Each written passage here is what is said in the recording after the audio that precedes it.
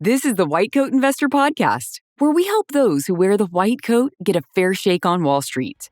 We've been helping doctors and other high-income professionals stop doing dumb things with their money since 2011.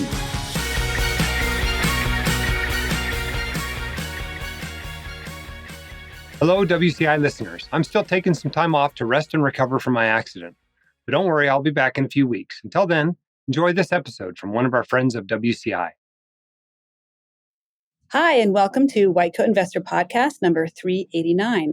I'm Dr. Margaret Curtis. I'm a pediatrician in Vermont and a White Coat Investor columnist, and I'm filling in for Dr. Dahle while he's recovering from an injury. So we'll start with an ad from our sponsor. Today's episode is brought to you by SoFi, helping medical professionals like us bank, borrow, and invest to achieve financial wellness. SoFi offers up to 4.6% APY in their savings accounts, as well as an investment platform, financial planning, and student loan refinancing, featuring an exclusive rate discount for med professionals and $100 a month payments for students. Check out all that SoFi offers at www.whitecoatinvestor.com/SoFi. Loans originated by SoFi Bank, N.A., NMLS 696891. Advisory services by SoFi Wealth LLC. The brokerage product is offered by SoFi Securities LLC, member FINRA, SIPC. Investing comes with risk, including risk of loss. Additional terms and conditions may apply. Today's quote of the day comes from Walt Disney. The way to get started is to quit talking and begin doing. So first, I want to thank you all for what you do. Being a doctor is hard. Being a dentist is hard. Being a veterinarian is hard. You are bringing your best every day, and you're doing good things for good people. So keep up the good work, and we are here to help you get through it. So today we're going to answer readers' questions from the SpeakPipe. And our first question is about estate planning. Hello, Dr. Dahle. Thank you for your words of financial wisdom throughout the years. I am half of a two-physician household. My question is regarding my mother. She is asking me if she should set up a trust.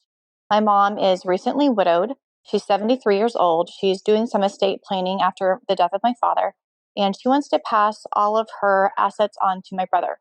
My brother is 46 years old and is choosing to be financially dependent upon my mom. He still lives at home.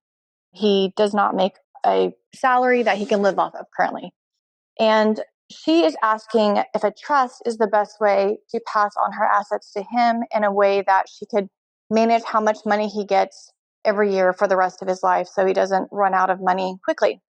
She owns a small house, 3-bedroom, 1.5 bath in middle portion of the United States in Arkansas. And she's wanting me to be in charge of this trust.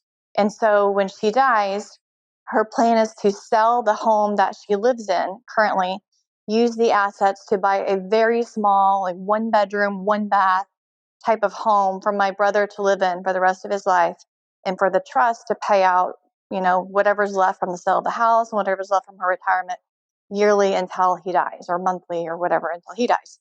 And she wants me to be in charge of this trust and in charge of selling the house, moving him out, buying a new house. I'm not quite sure this is feasible. This seems like a lot of undertaking that I'm not quite sure I'm prepared to do. I'm not sure my brother will assist me in any of this. I'm not sure I can move someone who lives in a different part of the country that I do, a place that I don't really go to. Anyway, any words of wisdom would be appreciated. Does my mother need a trust? That's my question. If so, where would she go? And she then had a follow-up question: is it a good idea to put my name or my brother's name on the deed to her house that she currently owns? It's paid for. I don't know if any of those are good ideas. So any of your thoughts would be appreciated. Thank you. Bye-bye.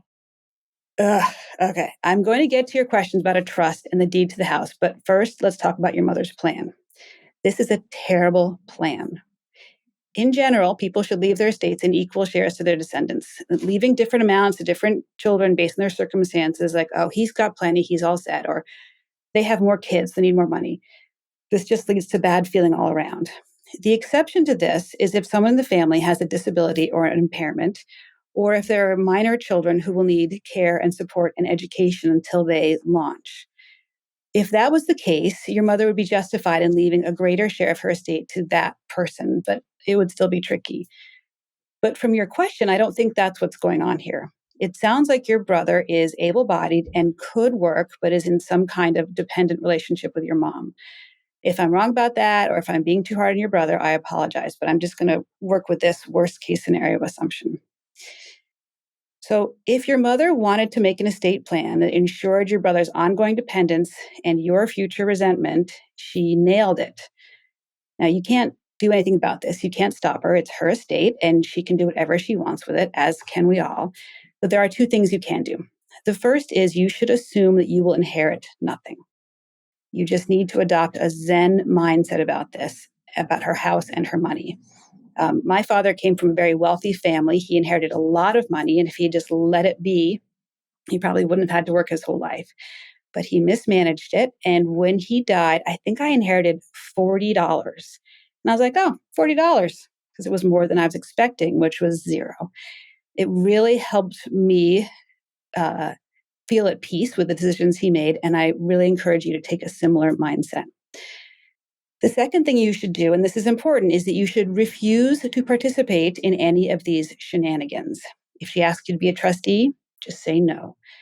If she makes you a trustee anyway, you can decline the position. You are not legally obligated to be a trustee for someone's estate or for a trust when you don't want to be. You really need to stick to your guns on this one because this is going to be an ongoing saga of dysfunction. Okay, so does your mother need a trust? Yes, if she wants to control your brother's access to her money after she dies, she will need a trust, probably an irrevocable one, a not revocable one, so that he can't gain access to it. She will need to ask a lawyer. The trust should be administered by a professional who has lots of experience. If your brother is as dependent as I'm making him out to be, there's going to be lots of complaints and challenges and asking for more money. So he should be complaining to someone who gets paid for their time, and that is not you. The other benefit of using a professional as a trustee is that it's a lot harder for someone to sue the professional for possible conflict of interest in administering the trust. Should anyone else's name be on the deed of her house? No, and here's why. Every investment has a basis, which is the original purchase price. If your mother were to sell her house today, she would have to pay taxes on the difference between the original purchase price and the sale price. If your brother's name is on the deed and he inherits the house and then sells it, he would still have to pay taxes on the difference between the basis, the original purchase price, and the sale price. But if the deed is only in her name, when she dies, the basis resets to the value of the home at the time of her death. If your brother inherits the house and then sells it, he'd only have to pay tax on the difference between the new basis, the value of the house when she died, and the sale price. This is called a step up in basis, and it saves a lot of money in taxes. So if anyone else's name is on the deed, you will lose that step up in basis. The second reason you should not be on the deed is that you are not participating in this. This is nonsense, and you have better things to do. Okay, next question. Hello, Jim. I hope you are doing well and on the road to a full recovery from your recent injuries. My wife and I are both physicians in our early 50s, about 10 years from retirement. We have an annual income of about $1.1 million. We own a primary home, free and clear, in the state of Wisconsin. And 2 years ago, we purchased a second home, which we also own without a mortgage, in Michigan. We plan to retire, at least during the summer, to the Michigan home and currently spend about 3 weeks there in the summer. The rest of the summer, we rent it out to the tune of around $30,000 to $40,000 in rental income. We use a CPA firm that was recommended by your website and are very happy with their service, and the amount of tax that we pay on that rental income is fairly minimal. A friend of my wife's told her of a strategy called cost segregation study. He is someone that also owns a rental home and apparently uses this to reclassify property assets and reduce income tax liability. I was wondering if you've ever heard of this and have any thoughts or input on it. For one, I am a little skeptical, but wanted to get another opinion. Thanks. This question is about a cost segregation study. First of all, I love the great state of Wisconsin. Go Badgers. Okay, now to your question about rental properties and cost segregation studies. To answer this, I'm going to give some background on rental properties and taxes. This may be more than you wanted, but it may be helpful to some listeners. So expenses from a rental property can be deducted from the income from that rental property. So for example, if you have to pay $10,000 to replace the roof on your rental, you can then deduct $10,000 from the rental income. You can't deduct that $10,000 from your physician income, your W-2 income, unless you fall into one of two categories. You have real estate professional status, or you operate a short-term rental and do most of the work yourself. Now, real estate professional status is a complicated topic, and we're going to leave that for another day. But if you and your spouse work full-time doing something other than real estate, then you won't qualify. And you don't say if you operate your rental as a short-term rental, and if it is, you should make sure that your use of it doesn't disqualify it as a business. If you and your family use it more than 14 days of the year or more than 10% of the time that it's rented, you may not qualify. You should ask your CPA about this. There are some workarounds to this, but you need to get qualified professional advice. So that's the background on real estate taxation benefits. The biggest tax benefit of investing is the real estate investing is the ability to write off depreciation. So according to the IRS, real estate depreciates from the purchase price to zero over a certain number of years. Of course, in the real world, real estate usually gains in value over time. So this is called a paper loss. It's an expense you can take off your taxes. It doesn't actually cost you anything, unlike the roof that you had to replace. Commercial real estate depreciates over 39 years. Residential real estate depreciates over 27.5 years. Don't ask me where they got those numbers. Land does not depreciate. Even our tax code recognizes that land doesn't lose value over time. But some property depreciates even faster, like 5 or 7 or 15 years. If you are interested in maximizing your tax deductions sooner than later, you would rather have property depreciate faster so you get a bigger chunk of the depreciation up front. This can be helpful maybe if you're planning to sell the property and use the money to buy another rental later on. So that's what a cost segregation study does. It identifies how much of your property should actually depreciate over a shorter timeline than the typical 27.5 years. For example, if you added a road and a fence to your property, that might depreciate over 15 years, even though the building depreciates over 27.5. You might even be able to do something called bonus depreciation, which is when you depreciate 100% of the property all at once in the first year using it, for any property that depreciates over 5 or 7 or 15 years. But this typically has to be done the first year you buy a property. Again, ask your CPA. You should also know that this depreciation is recaptured when you sell the property. So essentially that means if you use bonus depreciation or accelerated depreciation, you will get a greater tax benefit when you own the property, but you will get less when you sell the property. So to answer your question, should you get a cost segregation study? It depends. It depends on whether you can use the additional depreciation. You might do the math and find that deducting your standard rental expenses counteracts all your rental income, so depreciation won't help you. It also depends on whether you want to accelerate your depreciations or use a bonus depreciation. I hope that helps. I'm going to put some links to some good sources in the show notes.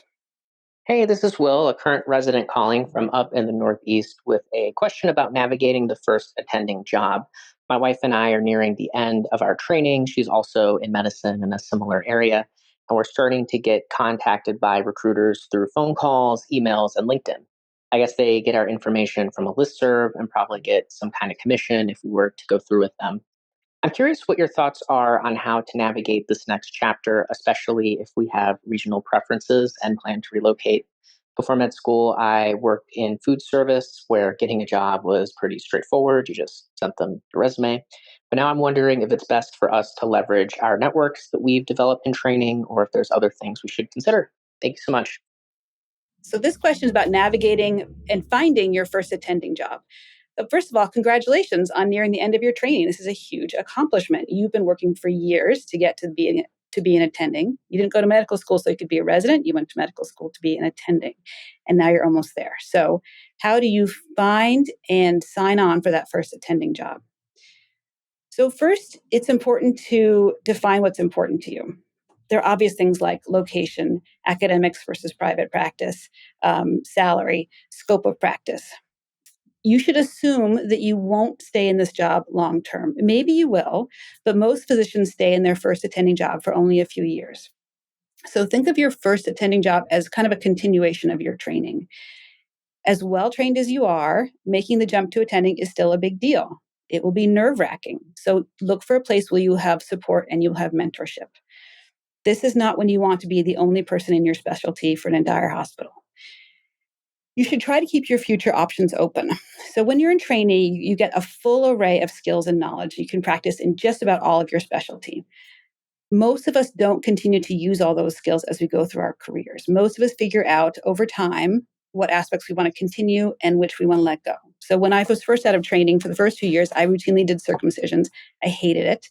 And so I no longer do them, and I'll probably never do them again. And if any of you surgeons are listening to this and thinking, oh, she doesn't even do circumcisions, zip it. Okay, I don't want to hear it. For the first few years, try and keep your skills up so you have options when and if you do change jobs. Because after a few years of being attending, you'll have a much better sense of what you want your future practice to look like. And that will inform your decisions. And at that point, you can start letting go of options, letting skills lapse, letting certifications lapse if you want to. Okay, next, once you have your criteria, now you can start looking. So how do you actually find these jobs? Your network is probably your most powerful tool. Medicine is a very small community, especially in certain fields, and everyone knows everyone. When I lived in Maine, I worked with a medical student who wanted to do emergency medicine in California. And within 24 hours, I found him an ER doc in the Bay Area who spent over an hour with him on the phone and then mentored him through the entire process of getting a residency slot in California. Getting a job is the same. You put the word out that you're looking for a position and generally what you're looking for. You should especially talk with people in your current department because it's in their interest that their grads get the jobs they want. You should check the jobs board of your national specialty, and you should check the websites of employers that interest you. I got my current job, which I love and which I think will be my final job, by checking a hospital website regularly. It's fine to talk to headhunters. Just remember that they work for employers, not for you. They will try to sell you on a job. They might offer to fly you to interviews, put you up in hotels, that kind of thing. And that's fine. You can accept those offers as long as it doesn't make you feel obligated to then take the job. All right. So think of those interviews as good practice, good fact finding, but not mutually obligating. And I strongly recommend that you don't sign on a job and take an early sign-on bonus. Some employers will offer you a certain amount of money per year throughout residency and fellowship. And they're really roping you in very early to a job that might not be what's advertised, might not be what you wanted. You should really go into your first attending job as mobile as possible so that you can make changes when you figure out you need to. You didn't ask about negotiations or contracts, but I'm going to throw this in anyway, because I really believe that a contract, just as much as location, practice structure, colleagues, can make or break an attending job. When it comes to your contract, you should think hard about signing a non-compete clause. You may have heard that the Federal Trade Commission ruled against non-compete clauses last spring, but there have already been lawsuits filed in court challenging this ruling. So you should assume that any non-compete clause will apply to you. Non-compete clauses obviously will limit your ability to move and change jobs. They should be reasonable in their duration. 1 year is reasonable. 5 years is not reasonable. They should be reasonable in their geographic distribution. So if you live in Manhattan, a 2-block radius might be reasonable. If you live in Vermont, a 5-mile radius might be reasonable. They should be specific as to what kind of practice you are prevented from joining. So let's say you're a radiologist and you were practicing doing IR at your current job and you want to go across town and read CTs, you should be allowed to go do that. You should not be prevented from practicing all medicine in any aspect of your specialty. Non-compete should be very specific about which locations are involved. So if you work for a large health network, the non-compete should affect the location where you worked primarily. It should not affect every single hospital, clinic, and satellite of that health network, because you could be talking about an entire state at that point. So be very careful about non-compete clauses. Look for something called a mandatory arbitration clause. Mandatory arbitration clause means that if things don't go well and you leave your employer and you want to file suit, even for something like unfair working conditions or violations of labor law, You would not be allowed to file a case in civil court. You would be forced to go to arbitration with your employer. The problems with arbitration are that it's expensive. In my area, I was quoted $500 an hour. It's by private judges who tend to be repeat customers of employers. So they've statistically been shown to more often rule in favor of employers. The proceedings are sealed and they cannot be appealed. So mandatory arbitration really favors employers. If your employer insists on an arbitration clause, you should at least ask that the cost of arbitration be covered by the employer and not by you. And lastly, keep your eyes out for something called an indemnification clause. An indemnification clause says that in the case that I am sued, and usually my hospital is sued as well by a patient, that I indemnify my employer. I take all liability off of my employer onto myself.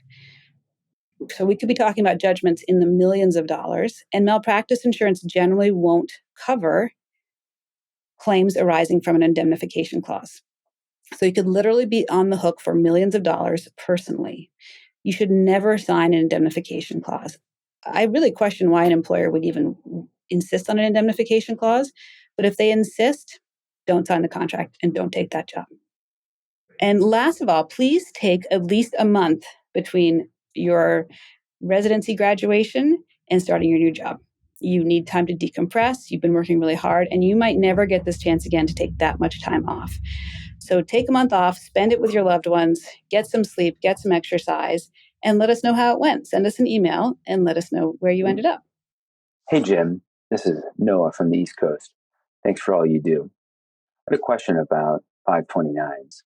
What exactly are qualified education expenses? Is this just tuition? Is this room and board? If your kid decides to live off campus and in an apartment, can you use the funds to pay for that? What about supplies like laptops or other things they might need for school? And do these rules vary by state, or is it consistent across the country? Thanks. Okay, thank you for your phone call. So your question's about 529 expenses. So 529 funds can be used to pay for what are called qualified educational expenses for someone who is enrolled in school at least half-time. Now, I should clarify that when you take money out of a 529, you don't have to prove that it's for a qualified educational expense at that moment. You have to check a little box that says, yes, this is a qualified educational expense. So then the bank that holds the 529 knows whether or not they should withhold taxes. If you are ever audited, of course, you would then have to show that you used the money in an approved manner. So that's why you keep all your school statements, receipts, anything that proves that you used the money in the way that it was intended for. So what can you use it for? You can use it for tuition and fees. You can use it for books and computers, such as laptops. You can use it for room and board, but only up to the school estimate. So if your school typically charges $12,000 a year for room and board, and you put your kid up in an apartment that costs $25,000 a year, you can only use up to $12,000 of tax-free 529 money. You can pay off old student loans up to $10,000 total with 529 money. You can use the money for K through 12 tuition, but you should be aware that some states will still treat that as a non-qualified expense. So check your state's tax code. And you can use the money for study abroad. Things you cannot use the money for. You can't use it for testing or application fees, for health insurance, for transportation to and from school. And there's a little loophole out here I hear people talking about, which is, what if I buy a house in the town where my kid goes to school? My kid lives in the house, maybe has some roommates to help with paying down the mortgage, and we use 529 money to pay their share of the rent. You can do that, but it's not considered a qualified expense. So you will lose the tax benefit of that. You cannot use the tax-free money out of your 529 to pay down your own mortgage. It would be nice if you could, but you can't. The other thing people should know is that there is now a new feature of 529s, which is that you can roll over money from a 529 to a Roth IRA. Your kid can, I should say. There's rules about it. I think it's a $35,000 lifetime limit. You have to have held the IRA for at least 15 years, and there are annual limits how much you can roll over, but you should be aware of that too. And again, I'll put more information about this in the show notes. So as I mentioned at the top of the podcast, SoFi is helping medical professionals like us bank, borrow, and invest to achieve financial wellness. Whether you're a resident or close to retirement, SoFi offers medical professionals exclusive rates and services to help you get your money right. Visit their dedicated page to see all that SoFi has to offer at whitecoatinvestor.com/SoFi. One more time, that's whitecoatinvestor.com/SoFi. Loans originated by SoFi Bank, NA, NMLS 696891. Advisory services by SoFi Wealth LLC. The brokerage product is offered by SoFi Securities LLC, member FINRA, SIPC. Investing comes with risk, including risk of loss. Additional terms and conditions may apply. Please leave us a 5-star review and tell your friends about the podcast. Here's one recent 5-star review. Dr. Dahle, know that we are hoping for a speedy, strong recovery for you. The White Coat Investor platform has changed so many lives for the better, and we are grateful for you and your team. Be well and stay encouraged. Thank you for that review. Thank you for listening. Thank you for being part of the White Coat Investor community. Head up, shoulders back. You've got this, and we can help. The hosts of The White Coat Investor are not licensed accountants, attorneys, or financial advisors. This podcast is for your entertainment and information only. It should not be considered professional or personalized financial advice. You should consult the appropriate professional for specific advice relating to your situation.